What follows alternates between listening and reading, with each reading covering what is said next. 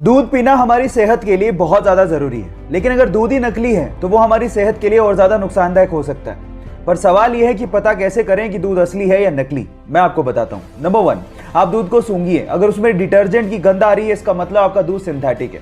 Number 2, जो असली दूध होता है उसे स्टोर करने पर वो रंग नहीं बदलता, जबकि नकली दूध स्टोर करने पर कुछ ही समय में पीला पड़ जाता है।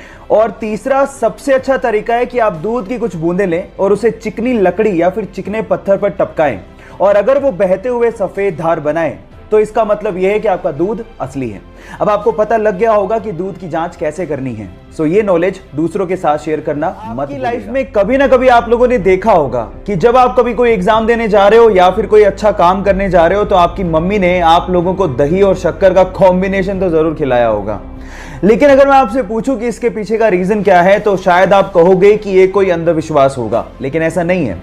एक्चुअली इसके पीछे एक साइंटिफिक रीजन है। एक्चुअली दही एक कूलिंग फूड होता है और शक्कर के अंदर ग्लूकोज होता है, और इन दोनों का कॉम्बिनेशन आप लोगों को एक इंस्टेंट एनर्जी देता है और आपके ब्रेन की कंसंट्रेशन लेवल को बढ़ाता भी है। तो अगली बार जब आपकी मम्मी आप लोगों को दही और शक्कर खिलाए तो इसे अंधविश्वास मत समझिएगा। इसके पीछे साइंटिफिक रीजन को समझ के प्यार से खाइएगा और अपने अच्छे काम के लिए जाइएगा। सक्सेस जरूर मिलेगी। अगर किसी होटल के रूम में या फिर किसी चेंजिंग रूम में हिडन कैमरा लगा हो तो वो हमारे लिए बहुत बड़ी मुसीबत बन सकता है। अब प्रॉब्लम यह है कि कैमरास इतने छोटे होते हैं कि हमारी नेकेड आई से हम इसे देख ही नहीं सकते।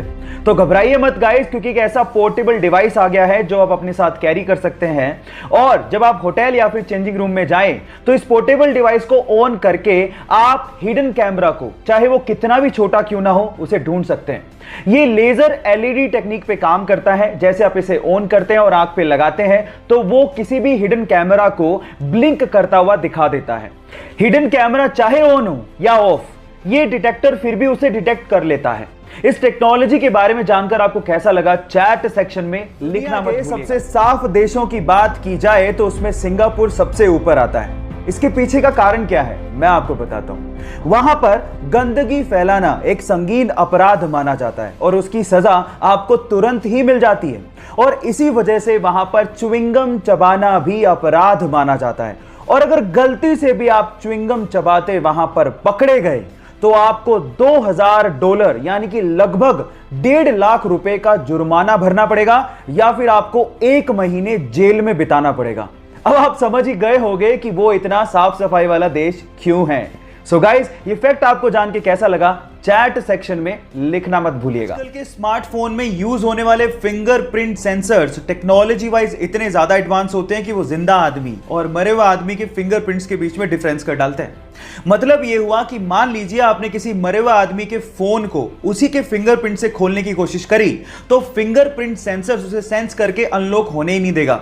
ये ऐसा इसलिए होता है क्योंकि मरने के बाद हमारे फिंगरप्रिंट सिकुड़ने लगते हैं, जिसे फिंगरप्रिंट सेंसर आइडेंटिफाई कर लेता है और फोन को कभी अनलॉक नहीं होने देता। इतनी एडवांस टेक्नोलॉजी आप लोग अभी यूज कर रहे हैं। क्या आपको इसके पहले तक ये बात पता थी? और नहीं पता थी तो चैट सेक्शन में लिखना मत भूलिएगा।